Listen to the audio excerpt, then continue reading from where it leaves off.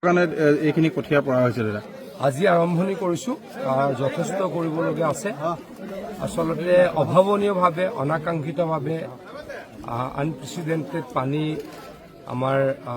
শিৱসাগৰ জিলা আৰু চৰাইদেউ জিলাত আহি যথেষ্ট ক্ষতিসাধন কৰিলে মানুহক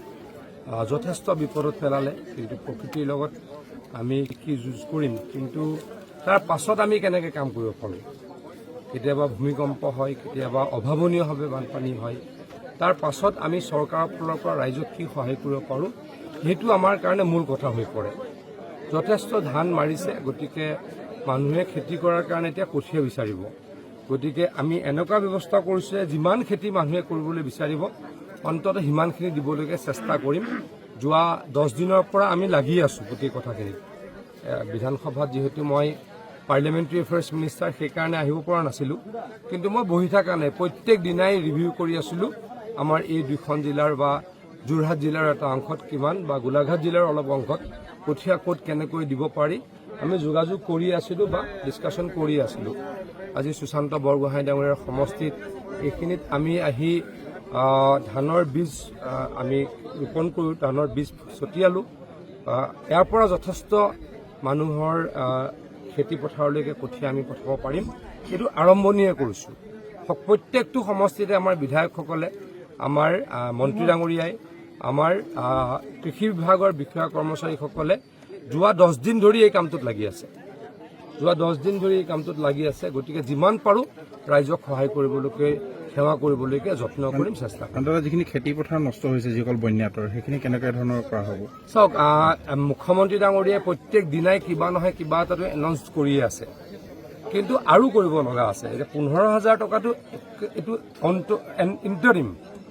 এইটো এককালীন কিন্তু আমাৰ এছেছমেণ্ট হ'ব এতিয়া ঘৰ ভাঙিলে আমি 1 লাখ টকা দিওঁ বা বহুত এছেছমেণ্ট আছে আমি এটা ঘৰ ভাঙিলে 1 লাখ টকা দিয়াই যায় গতিকে কোনোবাই যে কৈ আছে অকল 15,000 টকা দিলে এইটো নহয় 15,000 টকা ফৰ দ্য টাইম বিং দিয়া হৈছে মানুহখিনি প্ৰাৰম্ভিক মানুহখিনি যাতে কিবা অলপ সুবিধা হয় মানুহেও যথেষ্ট ৰিলিফ দিছে চৰকাৰেও ৰিলিফ দিছে খোৱা বস্তু হয়তো ইমান অভাৱ হোৱা নাই প্ৰথম কেইদিন অলপ অসুবিধা হৈছিলে অস্বীকাৰ নকৰোঁ কাৰণ বিহুবাৰদী অঞ্চলত ৰিচ কৰিবলৈকে সমস্যা হৈছিল কিন্তু মুখ্যমন্ত্ৰী ডাঙৰীয়াই হেলিকপ্টাৰ আনিও মানুহখিনিক বচাবলৈকে যত্ন কৰিছে মানুহক খাদ্য দিবলৈকে যত্ন কৰিছে আৰু আমাৰ 4-5জন মন্ত্ৰী বিধানসভা বাদ দিলে ইয়াতে বহিয়ে লৈছে মুখ্যমন্ত্ৰী ডাঙৰীয়া 3 দিন আহি বহিয়ে লৈছিলে মুখ্যমন্ত্ৰী ডাঙৰীয়া আগৰ পৰাই কৈ আছিলে মোক আহিবলৈ কাৰণ কঠীয়া মানুহক দিবই লাগিব মানুহক আমি সাৰ বা অন্যান্য বস্তু দিবই লাগিব কিন্তু মই আকৌ কৈছোঁ মই যিহেতু পাৰ্লিয়ামেণ্টাৰী এফেয়াৰ্ছ মিনিষ্টাৰ সেইকাৰণে মই আহিব পৰা নাছিলোঁ বিধানসভা শেষ হ'ল আহিছোঁ এসপ্তাহ 10 দিন মিনিমাম ইয়াতে থাকিম মানুহক সেৱা কৰিবলৈ সহায় কৰিবলৈ যত্ন কৰিম ছাৰ 10 কোটিকে ক্ষতিপূৰণ নিদিলে মুখ্যমন্ত্ৰী টেবুলত অখিল গগৈয়ে তাণ্ডৱ নৃত্য কৰিম বুলি কৈছে কথা নকওঁ শিৱহে তাণ্ডৱ নৃত্য কৰে অখিল গগৈ ডাঙৰীয়া দেখোন এথিষ্ট তেওঁ ধৰ্ম নামানো বুলি কয় গতিকে শিৱই তেওঁতো শিৱ নহয় তেওঁৰ হিন্দু ধৰ্ম বেয়া পায় হিন্দু ধৰ্ম নামানে মন্দিৰ ক'ৰবাত যোৱা দেখিছে নেকি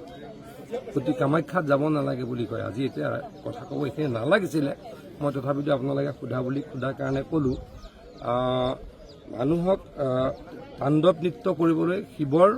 সমান হ'ব লাগিব বা শিৱ ভক্ত হ'ব লাগিব তেওঁতো এথিষ্ট তেওঁ ধৰ্ম নামানে গতিকে তেওঁ কেনেকৈ তাণ্ডৱ কৰিব স্থানীয় বিধায়ক